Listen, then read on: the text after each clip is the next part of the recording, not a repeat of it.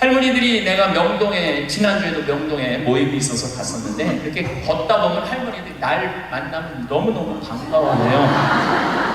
아이고 신부님 여기서 만나다니 명동 길에서. 그럼 할머니 네 분이 이렇게 만나면은 사진 찍자고, 휴대폰이 있으니까 사진 찍자고. 근데 또 찍을 줄을 모르니까 그 중에 제일 젊어 보이는 할머니한테 네가 찍으라고, 네가 제일 젊으니까. 이건 젊을수록 유리하잖아요, 휴대폰은. 근데 이 할머니 이런 말하면 나도 잘 몰라, 그래도 네가 찍어 신부님이랑, 이런 기회가 어딨어. 그러고 이제 할머니 세 분하고 나하고 이렇게 웃으면서 내가 이렇게 사진을 딱 찍으려고 웃으면은 할머니가 딱 사진을 찍으면서 하는 소리가 있어요. 신부님, 그런데 왜 내가 나와? 왜 내가 나와? 네가 나오는지 내가 나오는지도 몰라.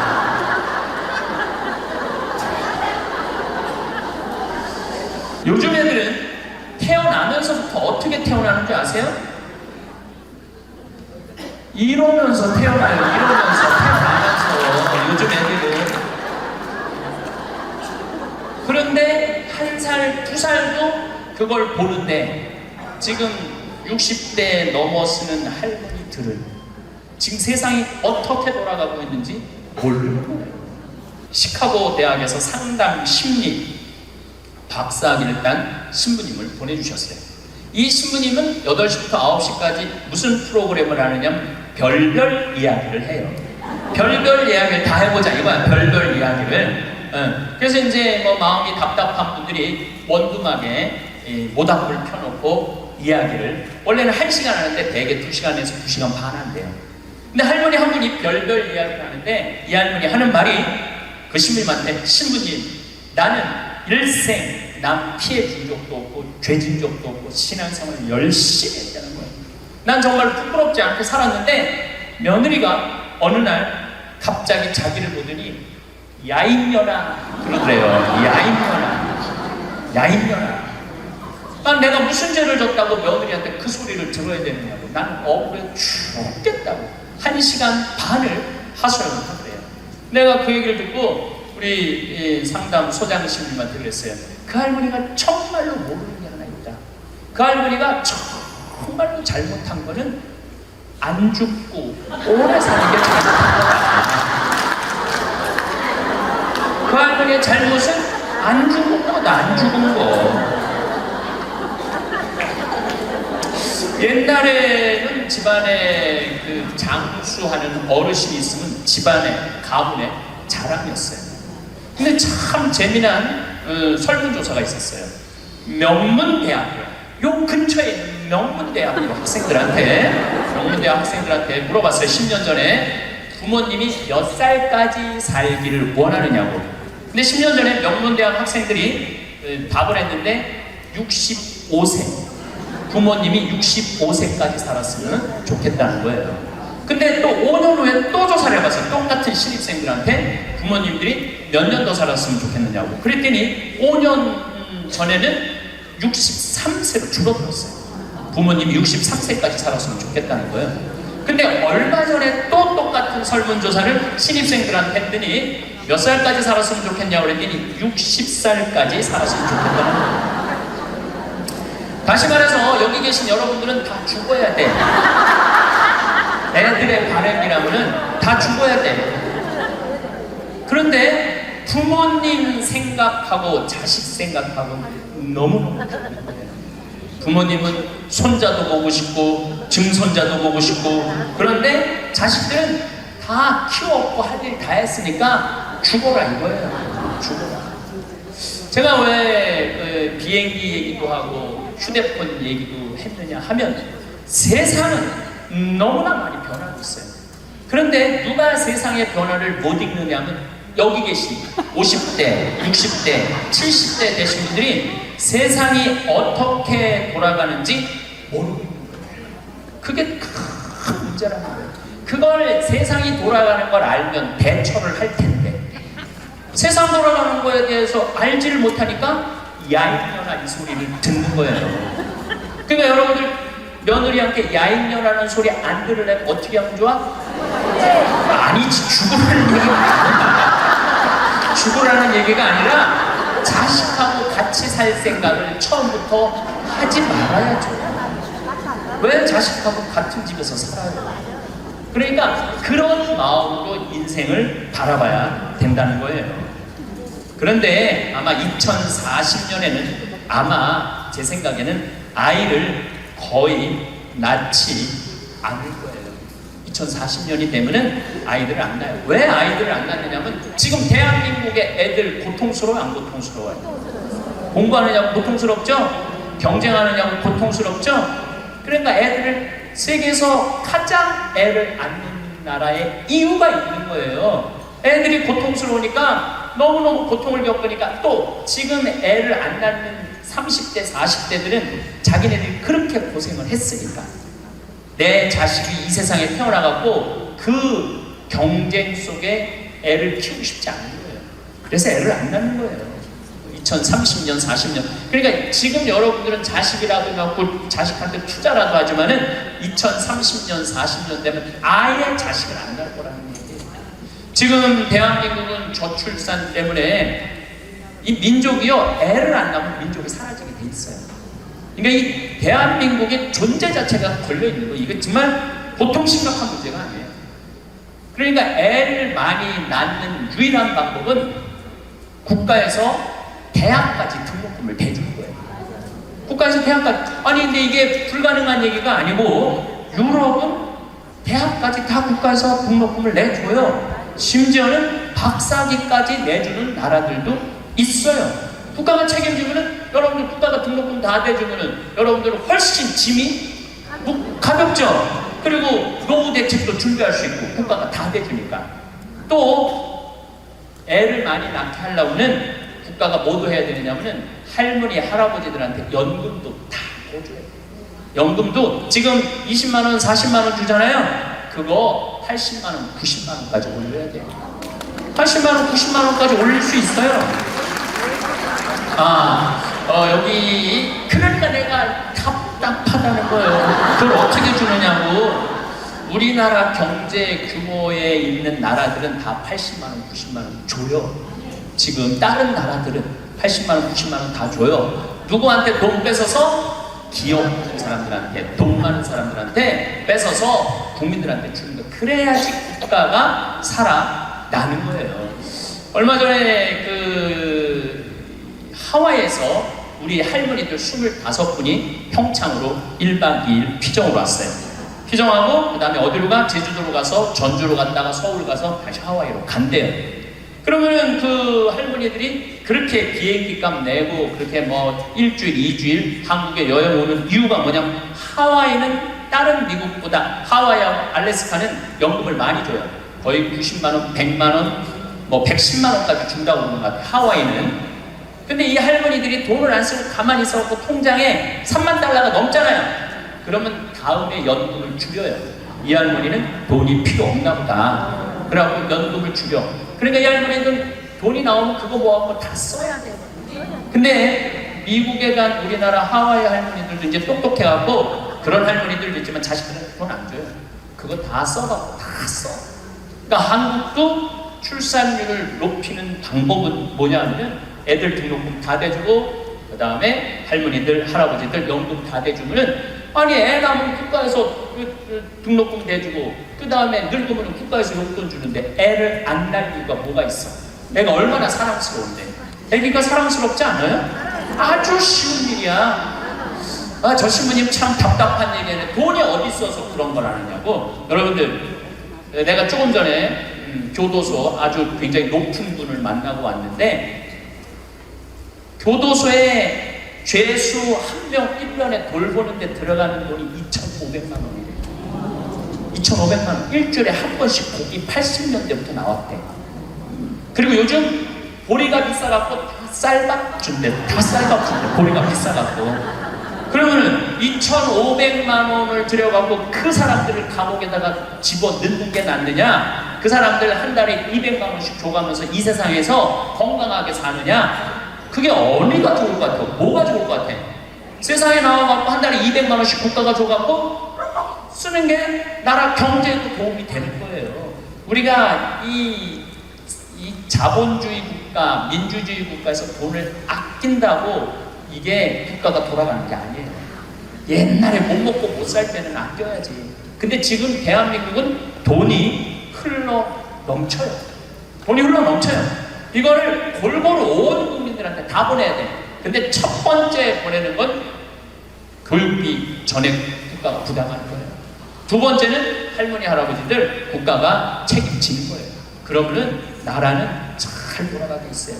죄도 없어지고 범죄도 없어지고. 학교는 그럼 어떻게 해야 되느냐? 학교 가서는 공부 가르치면 안 돼요. 경쟁을 가르치면 안 되고 사랑하는 방법, 이웃을 배려하는 방법, 협동하는 방법, 재미있게 사는 방법, 노래하고 춤추고 놀이를 가르치면은 대한민국은 정말로 행복한 나라가 될 거예요. 근데 우리는 경쟁만 앞세우는 거예요. 1등만 앞세우는 거예요. 그래서 애들이 참 착하잖아요. 이거 순한 애들한테 뭐라고 그러냐면 너 그렇게 착해 빠져갖고 어떻게 이 세상을 살라고 그래. 너 독하게 마음 먹고 살아야 돼 세상. 그러니까 계속 독해라고 그러니까 애들이 중학교 고등학교만 되면 독해져 있어요. 독해져 있어요. 이게 지금 대한민국이 뭐가 잘못된 거죠. 이제 앞으로 20년 30년 후에는 우리가 굳이 공장에 가서 일하지 않아도 돼요. 왜냐하면 누가 다 할 거냐면 로봇가 다 해요. 그러면은 앞으로 20년 30년 후에 대한민국이 행복하려면 어떻게 해야 되냐면 국민들이 뭐에 정통해야 되냐면 인문학에 정통해야 돼요. 인문학이라는 건 뭐냐면은 인간의 가치는 뭐고 어떻게 살아야 되고 어떻게 잘 죽어야 되고 그 높은 정신적인 수준이 있으면은 서로 나누고 사는데 별 문제가 없다는 거예요. 앞으로는 컴퓨터가 우리 반 이상을 해요. 우리 살아가는 거 반 이상은 컴퓨터가 해요. 지난번에 알파고하고 우리 이세돌하고 바둑둔 거 아시죠? 네. 4승 1패. 알파고가 4승 1패 했어요. 이세돌이 1승을 했어. 유일한 1승이에요. 커제는 세계 바둑 1위 커제는 3전 3패. 근데 놀라운 건 알파고가 뭐라고 그러냐면 인공지능 컴퓨터 얘기하는 거예요. 뭐라고 그러냐면 이제는 인간하고 더 이상 바둑을 두지 않는다. 수준이 떨어져갖고 더 이상 바둑을 두지 않는다는 거예요. 인간하고. 왜냐하면 자기 학습을 하거든. 자기 학습. 여러분들 요즘 로보 어드바이저라고 있어요. 로보 어드바이저. 이게 뭐냐면은 주식 투자할 때 이 로보 어드바이저한테 내 거 좀 투자 좀 해달라고 얘가 투자하는 거야. 근데 이 로보 어드바이저가 투자를 하면 평균 수익률이 3에서 5%래요. 거의 돈을 날리는 경우는 없대. 그러니까 사람이 분석하는 것보다 누가 분석하는 게 커? 로봇가 분석하는 게 큰 거예요. 그러니까 이 세상이 완전히 새로운 세상으로 넘어가는 거죠. 우리 주위에는 누구라는 인공지능 컴퓨터가 이제 들어왔어요. 우리 집에 누구라는 얘가 뭐를 하느냐면 영화도 보여주고 음악도 틀어주고 에어컨도 틀어주고 은행 업무도 봐줘요. 기가 막힌 거예요. 대화도 해주고 주인님 일어나시라고 그러고.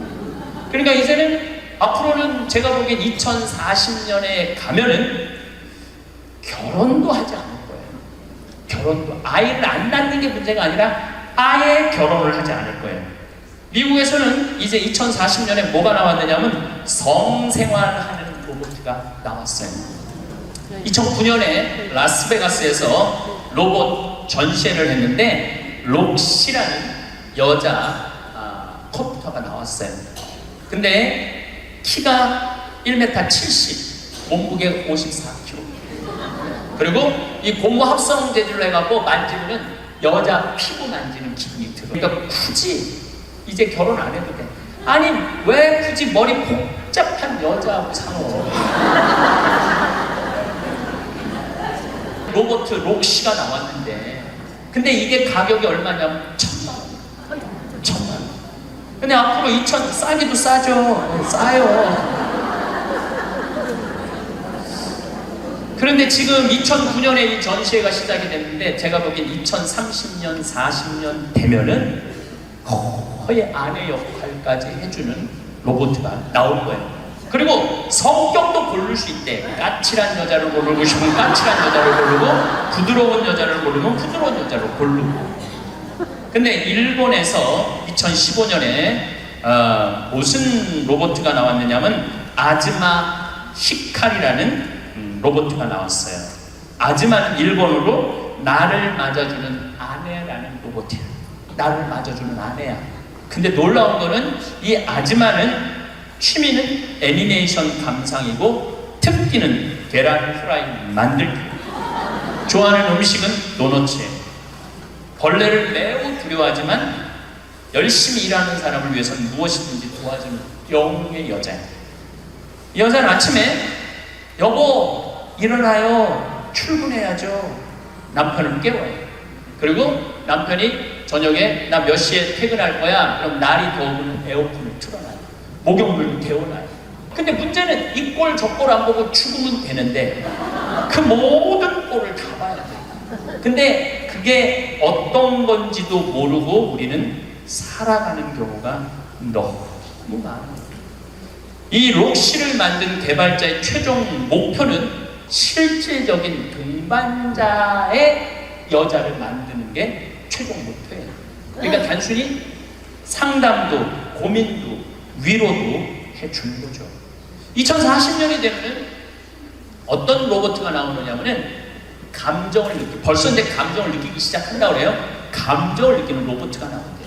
그럼 감정을 느끼면은 뭐 이것도 연구하고 저것도 세상 책도 읽어보고 뭐 모든 뭐 요즘 뭐 빅데이터라는 게 있어요. 모든 정보를 모으는 거야. 근데 모든 정보를 모아봤더니 하느님이 있는 것 같아. 로봇가 생각해보기에. 그래갖고 나도 좀 세례를 받아야 되겠다. 나도 좀 신앙생활을 해야 되겠다. 그래갖고 나한테 와갖고 신부님 저 세례 좀 주세요. 저 록시가 와갖고 신부님 저 세례 받고 싶어요. 세례 줘야 돼 말아야 돼? 안 돼요? 내가 너 세례 못 줘. 그러면은 얘가 이럴 거예요. 신부님 걱정하지 마세요. 우리가 세례 주는 로봇을 만들면 돼요. 세례 주는 로봇 만들면 돼요. 이게 굉장히 복잡한 이야기인데 이게 진화의 한 과정이에요. 우리가 무슨 뭐 네안데르탈인 무슨 뭐 호모사피엔스 크로마뇽인 이게 다 진화되면서 우리가 됐잖아요. 그럼 우리가 또 진화를 해갖고 그런 DNA 조작 인간, 이 DNA 조작 인간도 제가 언제 얘기를 했냐면 1997년부터 얘기했어요. 앞으로는 DNA 조작 인간이 나올 거라고. 3D 컴퓨터 얘기 많이 들어봤죠? 네, 그게 그 3D 컴퓨터가 자가용도 찍어내고 다 찍어내요. 근데 뭘 찍어냈느냐면 콩팥을 찍어냈어. 콩팥을 찍어내갖고 콩팥 상한 10대 소년한테 그 콩팥을 집어넣어줬어요. 완전히 바꿔준 거죠. 콩팥을 3D 컴퓨터로. 근데 걔는 지금 거의 20살이 됐는데 레슬링 선수가 돼 있어요. 그 옛날에 뭐 장기 바꾼다 막 그랬잖아요. 그게 이제 벌써 우리 앞에 와 있는 거죠. 제가 너무 앞서 나가는 것 같지만 지구를 3일 만에 한 바퀴 도는 세상에 우리가 살고 있어요. 지금은 4차 산업의 시대라고 그래요. 4차 산업의 시대. 1차 산업은 뭐냐면은 증기기관, 와트가 실린더 증기 막 보일러 막 끓여갖고 증기가 해갖고 실린더 피스톤 왔다 갔다 해갖고 증기기관. 그래서 증기기관 배, 증기기관 기차 뭐 이런 거 생긴 게 1차 산업이에요. 2차 산업은 에디슨이 전기를 발명했어요. 전기. 그래갖고 지금 이게 다 전기의 혜택 아니에요. 지금 우리가 전기 없으면은 한순간도 못 살 거예요. 여러분들 냉장고, 밥하는 거, 뭐 뭐든지 세탁기 다 뭘로 돌려? 전기로 돌려요. 그런데 1980년대부터 본격적으로 이제는 누구의 시대가 왔느냐면 컴퓨터 시대가 왔어요. 거기에 혁신적인 사람이 벌써 죽었지만 스티브 잡스라는 사람이에요.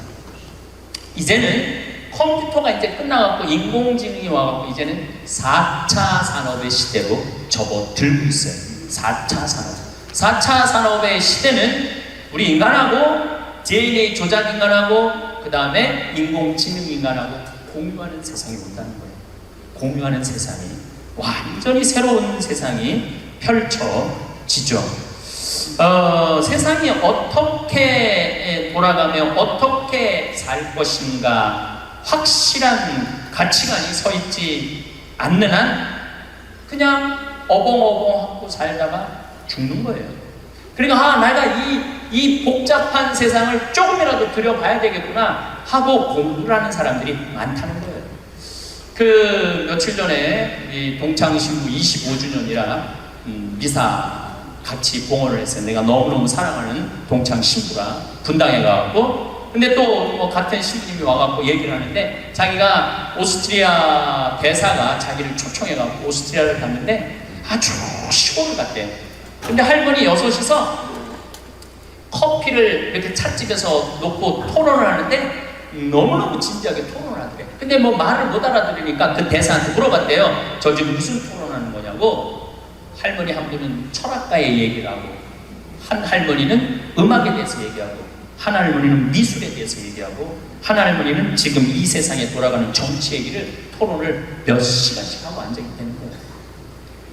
근데 그거는 저는 뭐 유럽을 다닐 때도 그렇고 미국을 다닐 때도 그렇게 토론한 할머니 할아버지들이 토론하는 모습을 많이 봐요. 또 자식 손자들한테도 그 깊은 얘기를 해줘요. 근데 대한민국의 할머니들을 이렇게 가만히 생각해 보면은 그렇게 토론을 할 수 있는 할머니들이 얼마나 있을까? 이거 물어보고 싶어요. 이제 그냥 밥 먹고 살고 밥 먹고 사는 세상은 지났어요. 이제 여러분들은 텔레비에서 말하는 인문학은 그 젊은 사람들 게 아니고 배운 사람들 게 아니야. 바로 여기 계신 여러분들 거예요. 그래서 인문학 강의, 근데 사실 여기 오신 분들은 아무 문제가 없어. 강의 들으러 여기 왔잖아요. 이 긴 시간 뭔가 듣는 여러분들은 정신이 깨져. 정신이 깨요. 근데 듣지도 않고 변화에 대해서 들여다보지 않는 분들은 참 답답한 거예요. 그 시대는 변하는데 나만 안 변해. 그 시대는 변하는데 나만 안 변하는 사람들을 내가 이번에 미국 가서 보고 왔어요. 미국에 가보니까 70년대 이민 간 분들은 70년대 한국만 생각해요. 80년대 이민 간 분들은 80년대 한국만 생각해요. IMF 때 쫄딱 망했을 때 이민 간 분들은 그때만 생각을 해. IMF 우리가 탈출한 지가 얼마인데. 그러니까 70년대 이민 간 분들 얘기를 들어보면은 폰이 미국으로 수출했거든요. 그럼 미국의 길에 서 있는 건 다 폰이라는 거예요. 그거 무슨 깡통 찌그러뜨려갖고 폰이를 만들어갖고 수출했다고 그래요. 그러니까 자기는 한국차 안 산다는 거예요. 근데 폰이 만든 지가 언제인데 아직 폰이 있네. 한국에 폰이도 없는데. 한국의 요즘 제노시스는 미국 평가에 거의 1위를 참 많이 해요. 그리고 많이 팔리고. 그리고 내가 우리나라 차들을 타보면요, 벤츠, BMW 부럽지 않아요. 정말로 차 잘 만들어요. 그런데 70년대 생각만 하는 거예요. 들여다보면 기회가 없으니까. 한국에 30년 동안 안 와봤으니까 그때 얘기를 하는 거예요. 또 이번에 시카고 강의를 갔는데 시카고는 눈이 많이 온대요. 근데 이 시카고는 눈이 오면은 눈 떨어지기 전에 제설차가 기다리고 있다가 눈이 떨어지면 팍 친다. 내가 강원도 산다니까 강원도는 제설차가 2대밖에 없지만은 우리는 눈 떨어지기 다 친다는 거예요. 그분은 80년대 이미 감독이에요. 제가 강원도 평창에서 살잖아요. 평창도 요즘 눈 떨어지기 전에 제설차 기다리고 있다가 떨어지기 전에 다 쳐요. 염화칼슘 뿌리고. 제가 12월 달에 매일 강의 나오잖아요. 거기 눈 많이 와요. 그러면은 새벽에 보면 다 눈 치는 소리가 들려요. 그러면은 운전하고 나오는 거예요. 그러니까 모르는 거지. 들여다보진 않았으니까. 그리고 자기가 옳다고 고집 주장을 피는 거죠. 근데 가만히 내가 미국에 이민 가신 분들을 보니까 이분들은 미국 책도 안 읽고 한국 책도 안 읽더라고. 근데 미국의 이민 간 분들이 대개 경력을 보면 서울대 졸업한 분들 가요. 영어 할 줄 알아야지 가잖아요. 그런데도 변화에 적응하지 않으니까 못 견디더라고요. 사람은요, 끝도 없이 공부를 해야 돼요. 제가 미국에 가서 이 얘기를 꼭 해요. 우리나라는 버스를 타고 가다가 앞에 데모를 해요. 그럼 버스에 뭐라고 떠요? 목적지까지 제 시간에 못 갈 것 같다. 여기 내려가고 지하철 몇 호선 여기 있으니까 타고 가면은 될 것 같다. 그런 자막이 떠. 그리고 내가 오는 내 차 기다리는 차가 그거 전부 다 뜨죠. 예. 미국은 상상도 못하는 일이에요. 미국은 나라가 커갖고 그렇게 할 수가 없어. 우리나라처럼 이 IT 기술이 잘 돼 있는 나라는 세계에서도 없어요. 다니면 얼마나 답답한지 몰라요. 다른 나라 다녀보면. 저는 지금 총 60개 나라를 다녔고 미국을 벌써 뭐 10번도 더 왔다 갔다 하고 전 세계를 돌아다녀 보잖아요. 전 세계를 돌아다녀 보면 한국처럼 시스템이 잘 돼 있는 데가 없어요. 한국처럼. 요즘 이제 동계올림픽 한다고 영동고속도로 고속도로를 다시 깔았거든요. 제가 오늘도 이렇게 나오면서 이거는 고속도로가 아니야. 비단길이야. 얼마나 굽게 깔아놨는지 비단길이에요. 이런 도로를 가진 나라가 그렇게 많지 않아요. 미국도 도로 기가 막히게 잘 깔아요. 걔네들은 정말 상상도 못할 만큼 잘 깔아요. 미국 사람들. 그래도 이 영동고속도로만큼 비단길은 없더라고요. 우리나라가 돈도 많고 참 좋은 나라예요. 한 세대 만에 원조 받는 나라에서 원조 해주는 나라로 바뀌었어요. 이거는 전 세계에서 대한민국밖에 없어요. 지금 콘트라 활동 대단해요. 또 제가 뭐 영남대학 무슨 많은 대학을 이렇게 다녀보면은 서울대학도 마찬가지고 무슨 각 대학마다 제3국에 있는 나라 학생들을 데려다가 공부를 시켜요. 그리고 석박사 과정. 그리고 공부만 시키는 게 아니야. 활동비, 생활비, 뭐 전세비 다 줘요. 그래갖고 여기서 공부하고 거기 가면은 집도 한 채 한대요. 그러니까 우리나라 그렇게 집 많이 도와주고 있는 나라예요. 원조 받는 나라에서 원조 해주는 나라로 바뀐 대단한 나라예요. 그리고 개발도상국 동남아시아 국가에서 가장 닮고 싶은 나라 1위는 어디냐면 대한민국이에요. 대한민국 가장 닮고 싶어요. 그러니까 한국어를 그렇게 많이 배우는 거예요. 여기저기서 한국어를 많이 배우는 거예요. 아시아 국가 중에 민주주의도 1위예요. 미국이 민주주의 지수가 19위, 일본이 20위, 우리나라가 21위예요. 나는 내가 보기에는 미국보다 대한민국이 더 민주주의가 좋은 것 같아요. 왜냐하면 경찰서에서 술 먹고 난동 부리고 의자 내던지는 나라는 대한민국밖에 없어요.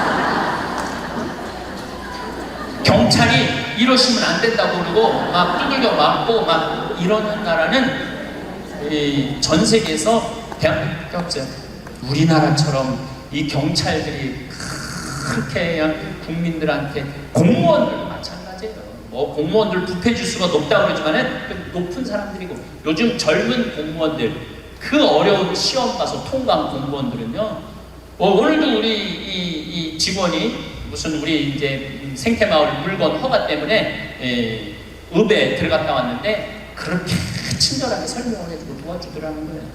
근데 미국이나 뭐 유럽이나 가보면요 공무원들이요 얼마나 고압적인데요. 기다리라고 하면 일주일도 기다려야 되고 2주도 기다려야 돼요. 참 좋은 나라에서 살고 있는 거예요 여러분들. 세계에서 최단 기간 IMF를 극복한 나라는 우리나라밖에 없어. 3년 8개월 만에. 이것도 근모은 나라. 대단하지 않아요? 한글의 기적, 문맹률이 1.7%밖에 안 돼요. 98%가 글을 읽을 수 있는 나라예요. 정말로 내가 보는 대한민국은 위대하고 대단한 나라예요. 그래서 대한민국을 뭐라고 부르냐면 대단해서 대한민국이라고 합니다. 대단해서 대한민국. 더 놀라운 건 1970년대에서부터 2010년까지 필리핀은 국민소득이 10배 증가했어요.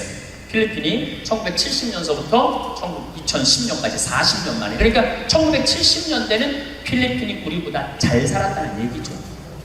근데 1970년대부터 2010년까지 필리핀은 10배 늘었는데 대한민국은 몇 배가 국민소득이 늘었느냐면 82배가 늘었어요.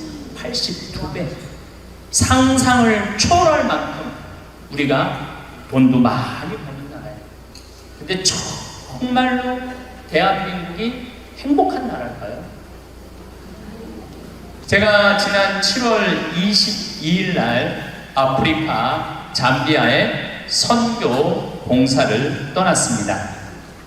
한국에서 인천공항에서 홍콩 들르고 홍콩에서 남아프리카 공화국 요한네스버그 공항에 가서 또 거기서 비행기를 갈아타고 잠비아까지 가는데 26시간이 걸렸어요. 26시간. 많은 분들은 이야 그러는데, 내가 만약에 1000년 전에 한국에서 잠비아를 갔다면은 1년이 걸려도 못 가요. 1년이 걸려도. 아마 제 생각에는 가다가 죽었을지도 몰라요. 가다가. 그런데 그런 아프리카 잠비아를 저는 벌써 8번을 갔다 왔어요. 그러니까 8번을 갔다 왔다는 얘기는 지난 1000년 전 사람들은 상상도 못할 만큼 빠르게 산다는 거죠. 교통적인 면에서. 그리고 보름 동안 잠비아 신학교 수녀원 짓는 거 일을 하고, 그 다음이 미국 강의가 있었어요. 또 다시 잠비아에서 비행기를 타고 요한네스버그 공항에 와서 15시간 비행기를 타고 뉴욕으로 갔어요. 또 뉴욕에서 최종 목적지 LA까지 6시간 비행기를 타고 갔어요. 그것 또한 26시간이 걸렸어요. 26시간이 걸렸는데 벌써 이제 지구를 한국에서 출발해갖고 거의 3분의 2바퀴를 도는 거잖아요. 그래서 미국에서 LA, 시카고, 텍사스, 덴버, 멤피스, 최종은 다시 동부 아틀란타에 가서 강의를 하고 다시 13시간을 타고 한국으로 돌아왔어요. 지구를 한 바퀴 딱 도는데 걸리는 시간은 3일이에요. 3일. 지구를 한 바퀴 도는데 걸린 시간이 3일이에요. 1000년 전에는 지구가 그렇게 동그란지도 몰랐어요. 1000년 전에는. 돈다는 건 상상도 못했고, 아마 배 타고 많이 돌았겠죠. 배 타고 돌았으면 아마 거의 죽었을 거예요. 그런데 이렇게 제가 지구를 한 바퀴씩 매번 도는 게 벌써 한 5번 정도 이렇게 돌았어요. 그러니까 옛날 사람들에 비하면은 나는 엄청나게 빠른 속도로 살고 있는 거죠. 여러분들 서울에서부터 부산까지 KTX로 얼마나 걸려요? 2시간 반 걸려요. 앞으로 조금 무슨 기차가 나오면 30분 걸린대요. 30분. 부산에서부터 옛날에 한양까지 오는데 걸린 시간은 한 달이었다고 해요. 한 달. 야, 옛날에 한 달 걸리는 걸 2시간 반 만에 가는 거예요. 그런데 뭐 그렇게 조급해갖고 1초도 못 기다리고 빵빵거리고 속욕 내고 그런 거 보면은 현대인들이 엄청난 혜택을 누리고 있으면서도 많은 걸 뺏기는 것 같아요. 저는 요즘 운전을 할 때 거의 과속을 하지 않아요. 요즘 내비게이션으로 여기 딱 찍으면은 평창에서부터 삼성산까지 2시간 반 정도 걸려요. 그러면 한 30분 전에 오면은 그냥, 또 요즘 차가 좋아갖고 프로조라는 걸 걸어놓으면 앞차고 간격을 자기가 알아서 껴드는 차들은 다 껴줘요. 추월하겠다는 차는 다 추월하고. 근데 예전에는 나도 급하게 다닐 때는 운전이 스트레스가 많았어요. 근데 껴줄 거 다 껴주고 양보할 거 다 양보하고 그냥 앞차 따라오니까 운전이 그렇게 편안하더라고요. 여러분들도 너무 급하게 살지 마세요. 급하게 안 살아도 옛날 사람들보다는 제가 보기 1000배 빨리 살고 있는 거예요. 급할 게 하나도 없더라고요. 근데 교통보다 더 더 무서운 변화가 있어요. 교통보다 통신. 1960년대는 여러분들 집에 무슨 전화기가 있었죠? 돌리는 다이얼 전화기가 있었죠? 네. 1970년대 후반, 80년대 막 초에 들어서서는 뭐가 있는지 누르는 전화기가 나왔어요. 그리고 80년대 중반에는 집안에서 무선 전화기가 있었어요. 그러니까 이 거실에 이 돌리는 전화기 있을 때는 바람을 피고 싶어도 필 수가 없었어요.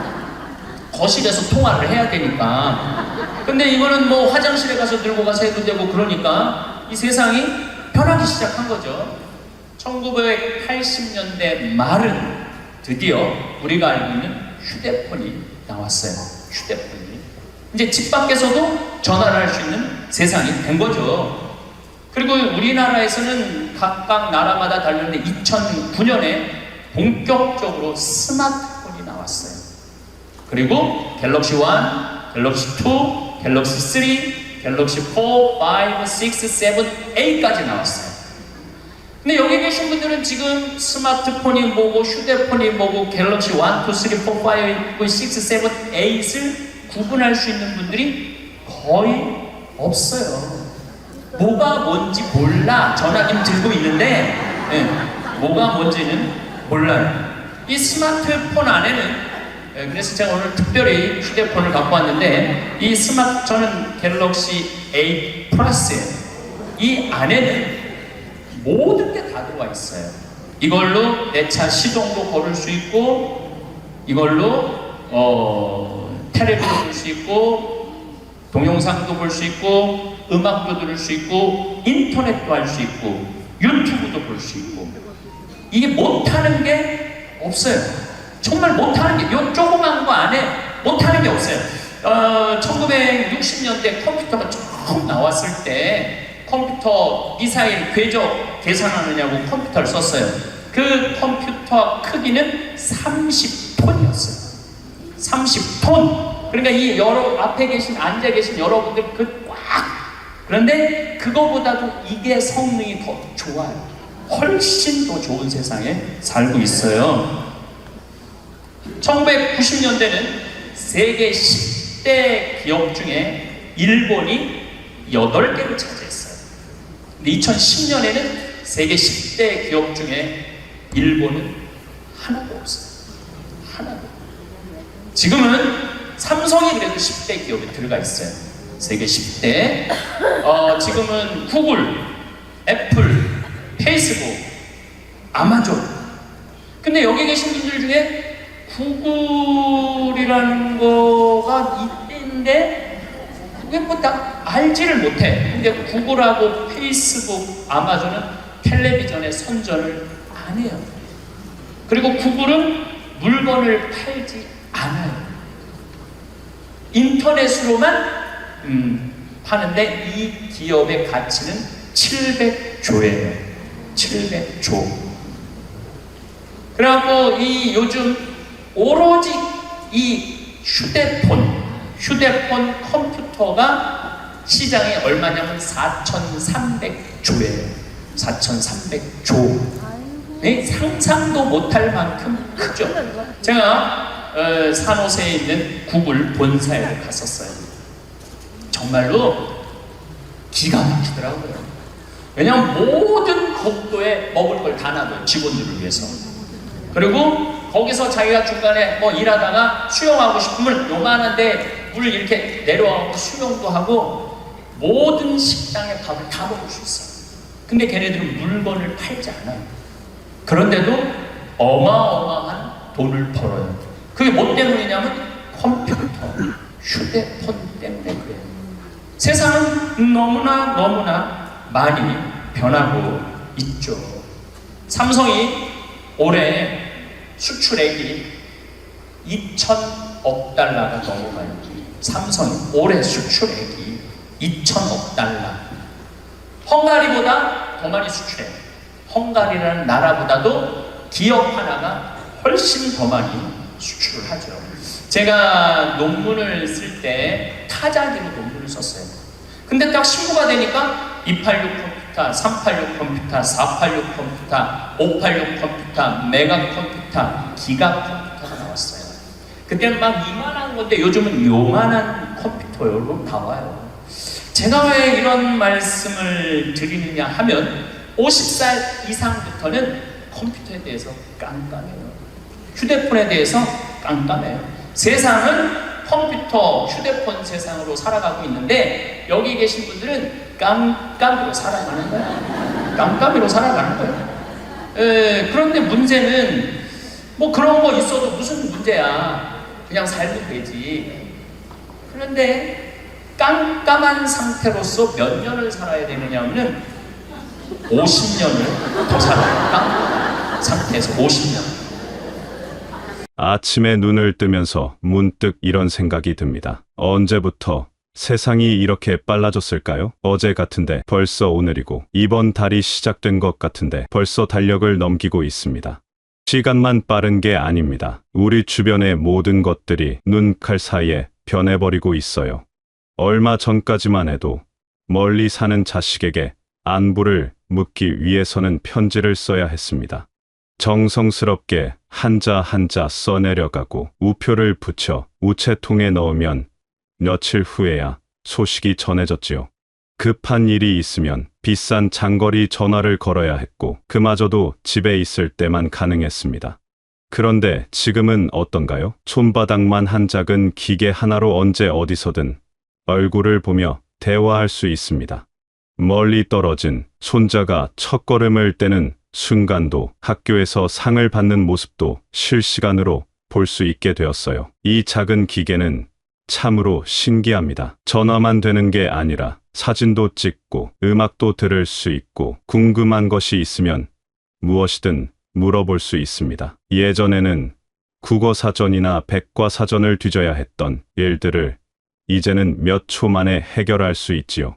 길을 잃었을 때도 지도를 펼쳐보던 시절이 있었는데 이제는 목적지만 말하면 친절한 목소리가 길을 안내해줍니다. 교통수단의 변화는 더욱 놀랍습니다. 젊은 시절 고향에서 서울까지 가려면 하루 종일 걸렸던 기억이 납니다. 새벽 일찍 집을 나서서 버스를 갈아타고 기차를 타고 다시 버스를 타면서 해가 질 무렵에야 도착할 수 있었어요. 그런데 지금은 2시간이면 충분합니다. 더 멀리 부산까지도 반나절이면 갈 수 있고 비행기를 타면 몇 시간 만에 다른 나라에 도착할 수 있어요. 이런 변화를 보면서 참 많은 생각이 듭니다. 편리해진 것은 분명하지만 때로는 너무 빨라서 숨이 차기도 합니다. 예전에는 계절이 바뀌는 것도 천천히 느낄 수 있었는데 이제는 어느새 봄이 지나고 여름이 오고 또 어느새 가을이 되어버려요. 하지만 이런 변화 속에서도 변하지 않는 것들이 있습니다. 가족을 사랑하는 마음, 이웃과 나누는 정, 서로를 배려하는 마음은 내나 지금이나 똑같이 소중합니다. 오히려 세상이 빨라질수록 이런 따뜻한 마음들이 더욱 빛을 발하는 것 같아요. 기술이 발달하고 세상이 편리해졌다고 해서 우리가 그 변화에 휩쓸려만 살 필요는 없습니다. 새로운 것들을 배우되 우리만의 속도로 우리가 필요한 만큼만 받아들이면 됩니다. 손자가 스마트폰 사용법을 가르쳐 줄 때 처음에는 어색하고 어려웠지만 조금씩 익숙해지니 정말 유용하더군요. 멀리 사는 친구들과도 자주 연락할 수 있게 되었고 좋아하는 음악도 언제든 들을 수 있게 되었습니다. 세상의 변화 속도가 빨라진 것은 사실이지만 그렇다고 해서 우리가 조급해할 필요는 없어요. 변화를 관찰하고 이해하려는 마음, 새로운 것을 배우려는 열린 자세만 있다면 충분합니다. 나이가 들었다고 해서 배움을 멈출 이유는 없으니까요. 오히려 오랜 경험과 지혜가 있기에 세상의 변화를 더 깊이 이해할 수 있을 것입니다. 결국 중요한 것은 변화하는 세상 속에서도 우리다운 삶을 사는 것입니다.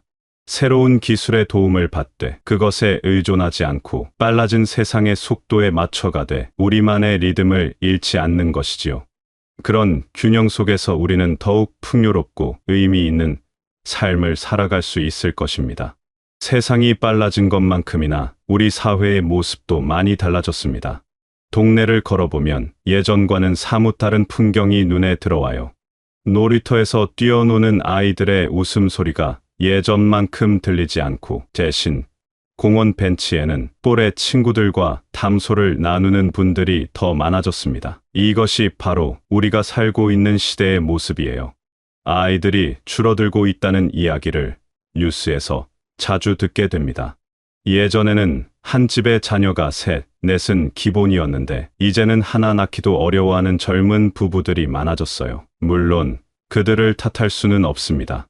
집값은 하늘 높은 줄 모르고 치솟고 아이 하나 키우는데 드는 비용도 만만치 않으니까요. 좋은 교육을 시키려면 더 많은 돈이 필요하고 맞벌이를 해야 하는 상황에서 아이를 돌봐줄 사람을 찾기도 쉽지 않습니다. 그러다 보니 자연스럽게 우리 같은 나이 든 사람들의 비중이 높아지고 있어요. 이것을 좋지 않은 일로만 보는 시각도 있지만 저는 조금 다르게 생각합니다. 오랜 세월을 살아오면서 쌓은 경험과 지혜가 있는 우리들이 사회에서 더 큰 역할을 할 수 있는 기회가 아닐까요? 이웃을 둘러보면 정말 다양한 모습들이 보입니다. 정년 퇴직 후에도 새로운 일을 찾아 나서는 분들, 봉사활동에 열심히 참여하시는 분들, 취미 생활을 통해 제2의 인생을 즐기시는 분들까지. 예전에는 나이가 들면 그저 조용히 지내야 한다고 생각했는데 이제는 더 활발하고 적극적인 삶을 사는 분들이 많아졌어요. 하지만 이런 변화가 마냥 쉬운 것만은 아닙니다. 젊은 세대와 우리 세대 사이에 보이지 않는 벽이 생기기도 해요. 서로 다른 시대를 살아온 만큼 생각하는 방식도 중요하게 여기는 가치도 다를 수밖에 없습니다. 때로는 손자, 손녀와 대화를 나누다가도 서로를 이해하기 어려운 순간들이 있지요. 그럼에도 불구하고 가족이라는 끈은 여전히 소중합니다. 형태는 달라졌을지 몰라도 서로를 아끼는 마음은 변하지 않았어요. 예전처럼 대가족이 한 집에서 사는 경우는 드물어졌지만 그 대신 각자의 공간을 존중하면서도 필요할 때는 서로 도움을 주고받는 새로운 가족 문화가 생겨나고 있습니다. 사회 전체적으로도 이런 변화에 맞춰 새로운 제도들이 생겨나고 있어요. 아이를 키우는 부모들을 돕기 위한 지원책들, 우리 같은 나이든 사람들이 건강하고 보람된 삶을 살 수 있도록 하는 프로그램들이 점점 늘어나고 있습니다. 완벽하지는 않아도 사회가 함께 해결책을 찾아가려고 노력하는 모습을 보면 희망적이에요. 결국 이런 사회 변화를 바라보는 우리의 시각이 중요한 것 같습니다. 예전이 좋았다며 과거에만 머물러 있기보다는 지금의 현실을 받아들이고 그 안에서 우리가 할 수 있는 역할을 찾아가는 것이 필요해요. 우리가 가진 경험과 지혜를 젊은 세대와 나누고 그들의 새로운 생각과 에너지를 배우며 함께 더 나은 사회를 만들어가는 것입니다. 변화하는 사회 속에서 우리는 단순히 보호받아야 할 존재가 아니라 여전히 사회에 기여할 수 있는 소중한 구성원입니다. 나이가 들었다고 해서 우리의 역할이 끝난 것이 아니라 오히려 새로운 형태의 역할이 시작되는 것일지도 모르니까요. 요즘 뉴스를 보다 보면 로봇에 대한 이야기가 자주 나옵니다. 처음에는 그저 먼 미래의 이야기인 줄 알았는데 어느새 우리 생활 곳곳에 스며들고 있어요. 은행에 가면 사람 대신 기계가 업무를 처리해주고 마트에서는 계산대에 사람이 없어도 물건값을 계산할 수 있습니다. 심지어 집 안에서도 청소를 대신해주는 작은 로봇들이 돌아다니는 시대가 되었지요. 이런 변화를 보면서 처음에는 조금 두려운 마음이 들기도 했습니다.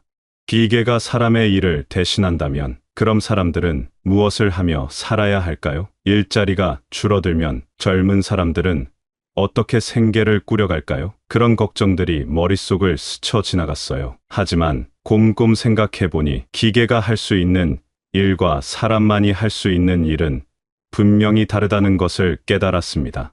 로봇은 정확하고 빠르게 계산을 하고 무거운 물건을 나르고 반복적인 작업을 지치지 않고 할 수 있어요. 하지만 사람의 마음을 읽고 상황에 맞게 판단하고 창의적인 아이디어를 내는 것은 여전히 사람만이 할 수 있는 일입니다.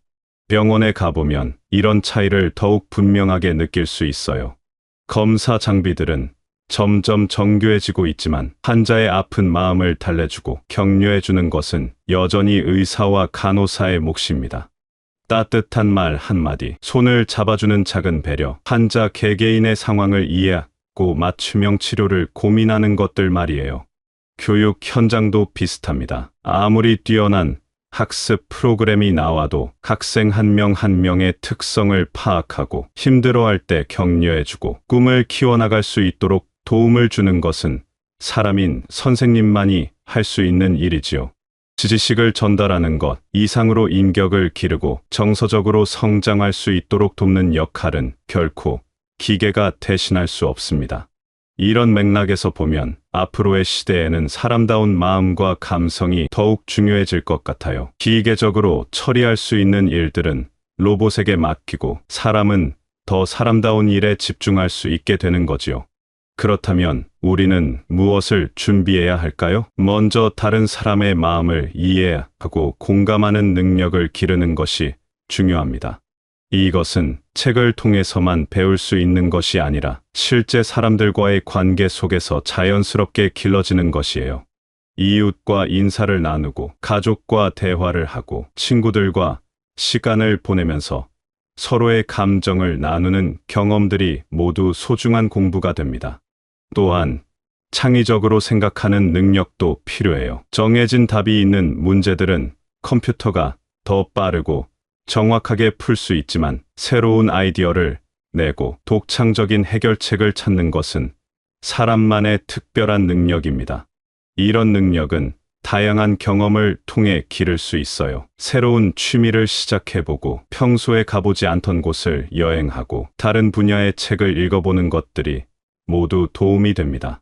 문학이나 역사, 예술 같은 분야의 중요성도 더욱 커질 것입니다. 이런 분야들은 사람의 마음과 감정, 문화와 전통을 다루기 때문이에요. 시를 읽으며 느끼는 감동, 소설을 통해 경험하는 다양한 인생, 역사를 통해 배우는 지혜들은 기계가 줄 수 없는 소중한 자산입니다. 우리 세대가 가진 장점을 생각해보면 더욱 희망적입니다. 오랜 세월을 살아오면서 쌓은 인생, 경험과 지혜는 그 어떤 기계도 따라올 수 없는 귀중한 자산이에요. 어려운 상황을 헤쳐나온 경험, 사람들과의 관계에서 배운 처세술, 인생의 참된 가치에 대한 깨달음들은 모두 로봇 시대에도 여전히 빛을 발할 것입니다.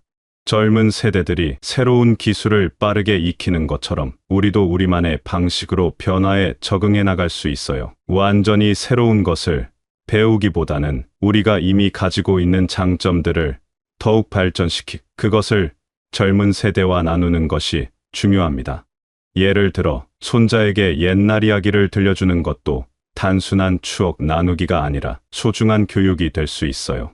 그 이야기 속에는 인간관계의 지혜, 어려움을 극복하는 방법, 삶의 가치관 등이 모두 담겨 있으니까요. 이런 것들은 아무리 발달한 기술로도 전달하기 어려운 사람만의 특별한 자산입니다.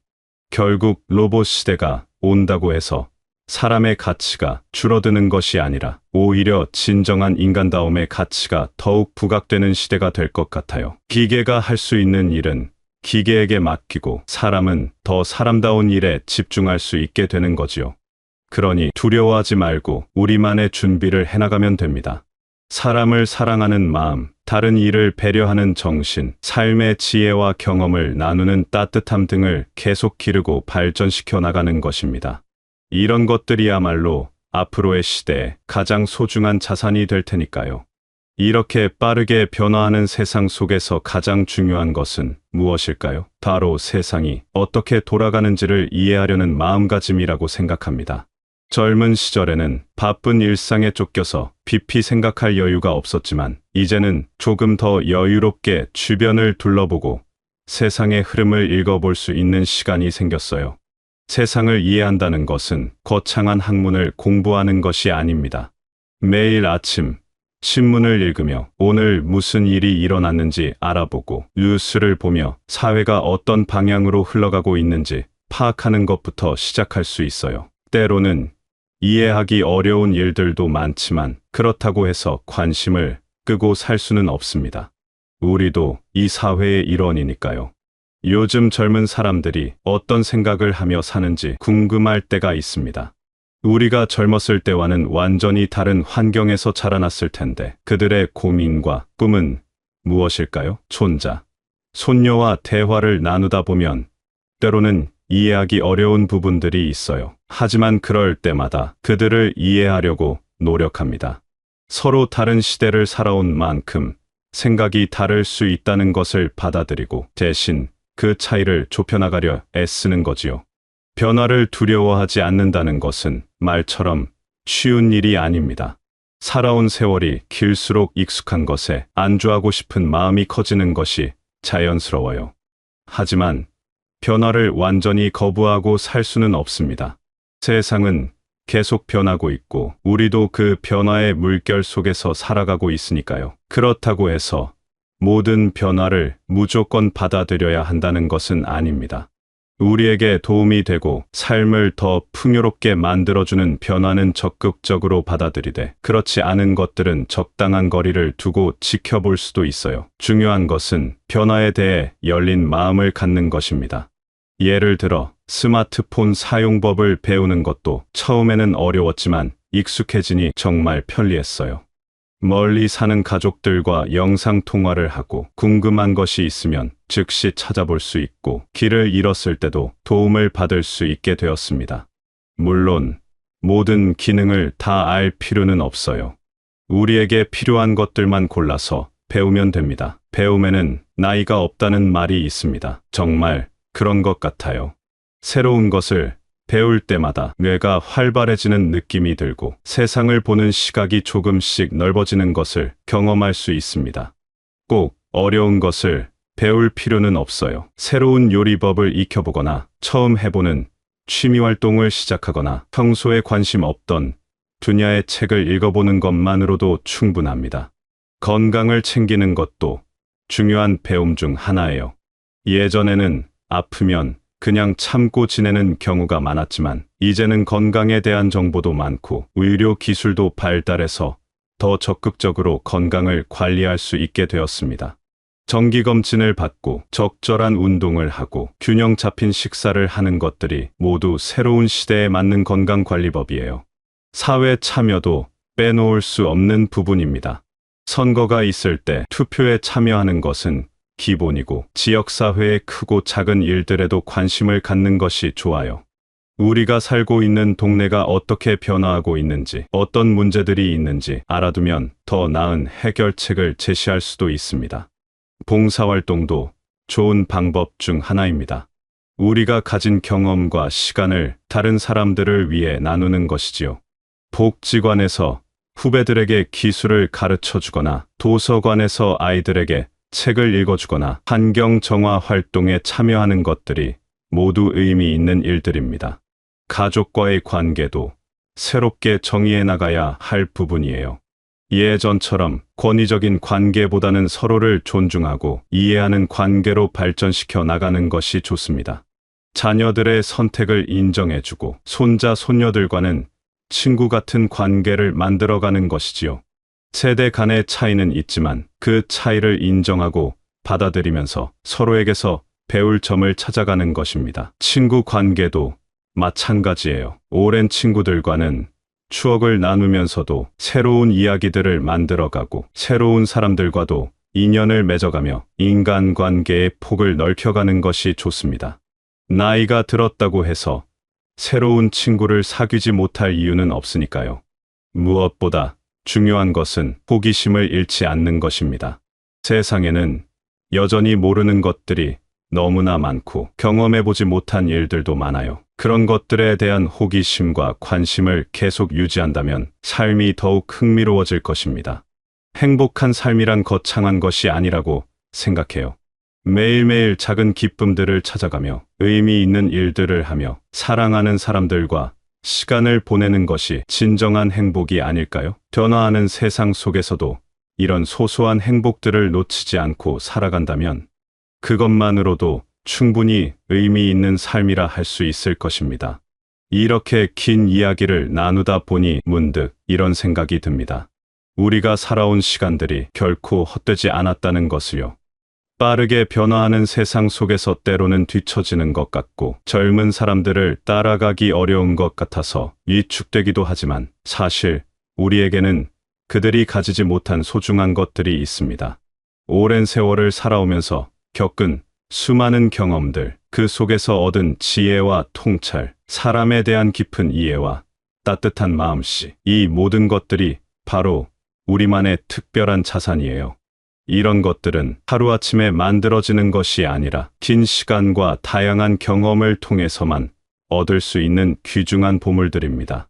세상이 아무리 빨라져도 기술이 아무리 발달해도 사람의 마음을 읽고 위로해주는 것, 인생의 어려운 순간에 지혜로운 조언을 해주는 것, 따뜻한 사랑으로 가족을 돌보는 것은 여전히 우리가 가장 잘할 수 있는 일들입니다. 그러니 너무 조급해하지 마세요. 모든 것을 다 알아야 하고 모든 변화에 다 맞춰가야 한다는 부담을 가질 필요는 없어요. 우리는 우리만의 속도로 우리에게 필요한 것들을 하나씩 배워가면 됩니다.